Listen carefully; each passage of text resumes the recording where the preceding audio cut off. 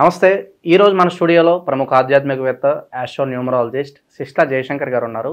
సంఖ్యాశాస్త్రం గురించి కొన్ని ఇంట్రెస్టింగ్ విశేషాలు గురుగారు మాటల్లోనే అడిగి తెలుసుకుందాం. నమస్కారం గురుగారు. ఆయుష్మాన్ భవ. గురుగారు, సాధారణంగా జాతకాల దగ్గరికి వచ్చేసరికి మన డేట్ ఆఫ్ బర్త్ ఇవన్నీ ఉంటే సరిపోతుంది. మన ఫ్యూచర్ ఎలా ఉంటుందో చిన్న కుండలు వేసి మనం తెలుసుకోవచ్చు. అయితే ఒకే పేరు పెట్టుకున్న వాళ్ళు చాలామంది ఉంటూ ఉంటారు. ఎటువంటి డేట్ ఆఫ్ బర్త్ అవసరం లేకుండా దానికి సంబంధించి మనకి ఆ వ్యక్తి యొక్క స్వభావాలు అలాగే తన ఫ్యూచర్ ఎలా ఉంటుందో పేరు బట్టి తెలుసుకోవచ్చు అంటారా? దీనిలో భాగంగానే ముందు మనం సౌమ్య అనే పేరు తీసుకుందాం. మరి ఈ పేరు పెట్టుకున్న వాళ్ళందరూ కూడా వాళ్ళకి ఎలాంటి స్వభావాలు ఉంటాయి, వాళ్ళకి ఫ్యూచర్ ఎలా ఉండబోతుందో మీ మాటలో వివరించండి. ఇప్పుడు న్యూమరాలజీ ప్రకారం నేను చెప్పే నా సబ్జెక్టు ఫలానా వాళ్ళ భవిష్యత్తు ఇలా ఉంటుంది, మీ భవిష్యత్తు అలా ఉంటుంది, మీ గురించి ఇది, మీ గురించి అది, మీకు ఫలానా చోట పుట్టుమచ్చలు ఉన్నాయి, మీకు ఫలానా చోట వంకరగా ఉంది, ఇవి కాదు.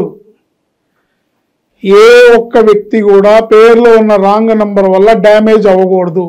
ఇది నా జీవితం, నా ముఖ్యోద్దేశం. నేను ఈ సబ్జెక్టు స్టడీ చేసి రీసెర్చ్ చేసింది మాది 25 ఏళ్ళ రీసెర్చ్. ఈ రీసెర్చ్లో మేము కనుక్కున్నది ఏంటంటే పేరులో ఉన్న రాంగ్ నంబర్ మనిషిని ఇబ్బంది పెడుతుంది. కష్టాలు లేని కష్టాలని, అంటే జాతకంలో లేని కష్టాలని లేదా జాతకంలో ఉన్న కష్టాలని రెట్టింపు చేస్తూ మల్టిప్లై చేస్తూ మన ఇబ్బంది పెడుతుంది. జాతకాన్ని మనం మార్చుకోలేము, కానీ పేరులో ఉన్న సంఖ్యాబలాన్ని మార్చుకోవడం ద్వారా మన కష్టాల యొక్క తీవ్రతను తగ్గించుకోవచ్చు అనేది మా సబ్జెక్టు. ఇప్పుడు ఒక పేరుతో అనేక మంది ఉంటారు. అనేక మంది రకరకాల డేట్ ఆఫ్ బర్త్లో పుడతారు, రకరకాల జాతక గ్రహ స్థితిగతుల్లో పుడుతూ ఉంటారు. వాళ్ళు ఎటువంటి గ్రహస్థితిలో పుట్టినా, ఏ నక్షత్రంలో పుట్టినా, ఏ రాశిలో పుట్టినా పేరులో ఉన్న రాంగ్ నంబర్ అనేది వాళ్ళని ఇబ్బంది పెడుతుంది. కాబట్టి ఆ ఒక్కొక్క పేరు గురించి నేను వివరంగా వాళ్ళ లక్షణాలు, వాళ్ళ మెంటాలిటీ చెప్తే, అవును కరెక్టే, మా లక్షణం ఇదే, మా మెంటాలిటీ ఇలాగే ఉందని రిలేట్ అవుతే పేరులో ఉన్న సంఖ్యాబలం మీ మీద పనిచేస్తుంది అని చెప్పడానికి మాత్రమే ఈ లక్షణాలు చెప్తున్నాను తప్ప ప్రధానంగా నేను చెప్పే ఉద్దేశం ఏంటంటే పేర్లు, ఇప్పుడు సౌమ్య అనే పేరులో 12వ నెంబర్ ఉంటుంది.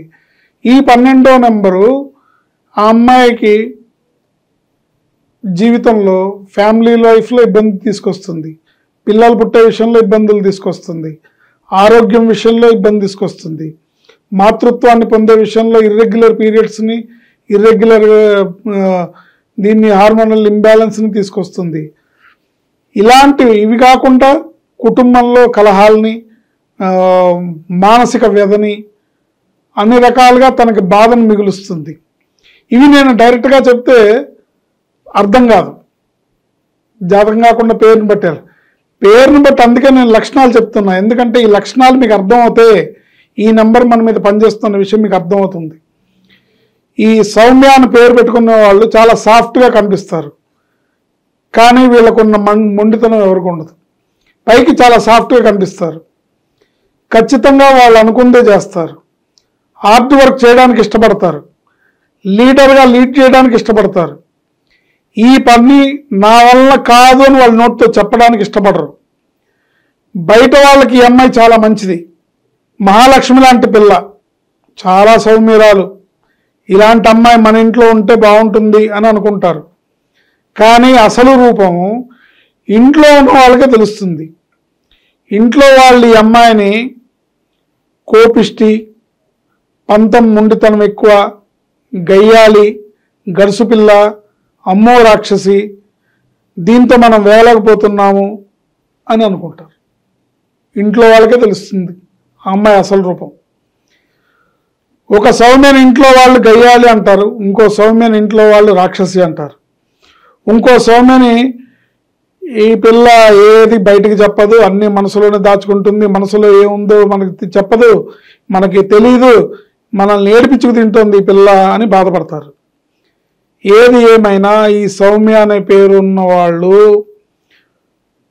వాళ్ళకంటూ ఒక గోల్, డ్రీమ్ అని ఫిక్స్ చేసుకొని ముందుకెళ్తారు. ఇండిపెండెంట్ ఉమెన్స్గా ఎవరు సపోర్ట్ చేసినా చేయకపోయినా వీళ్ళు ఇండిపెండెంట్గా బతకడానికి ఇష్టపడతారు. కానీ వీళ్ళ పేరులో ఉన్న 12వ నంబరు వీళ్ళని దుఃఖభరితం చేస్తుంది. జీవితాన్ని మనసు బాధపడే విధంగా జీవితంలో బాధితురాలు అని పేరు తెచ్చుకుంటుంది. బాధితురాలు, బాధింపబడుతుంది. ఏ విధంగా బాధింపబడుతుంది? ఒక సౌమ్య జాతకం ప్రకారం ఆరోగ్యరీత్యా బాధింపబడచ్చు. ఇంకో సౌమ్య జాతకరీత్యా భర్త వలన బాధింపబడచ్చు. ఇంకో సౌమ్య డబ్బులు లేక రిలేషన్షిప్ ఫెయిల్యూర్లో ఇంకో రకంగా బాధపడచ్చు. ఇంకో సౌమ్య పిల్లలు లేరు అనే అపవాదును మోస్తూ ఈ అమ్మాయి గొడ్రాలు అనో ప్రెగ్నెన్సీ రాలేదనో ఇంట్లో వాళ్ళు మాట్లాడడం ఇలాంటి మాటలు పడవచ్చు. సో బాధ ఏ విధంగా అయినా బాధే. చేయాల్సింది ఇక్కడ ఏంటంటే సౌమ్య అనే పేరులో ఉన్న 12వ నంబర్ని తీసేయడమే ఈ అమ్మాయి సుఖ సంతోష జీవితానికి కారణమవుతుంది. ఎందుకంటే వీళ్ళకి స్వతహాగా కొన్ని మంచి లక్షణాలు ఉన్నాయి. ఏమున్నాయి మంచి లక్షణాలు?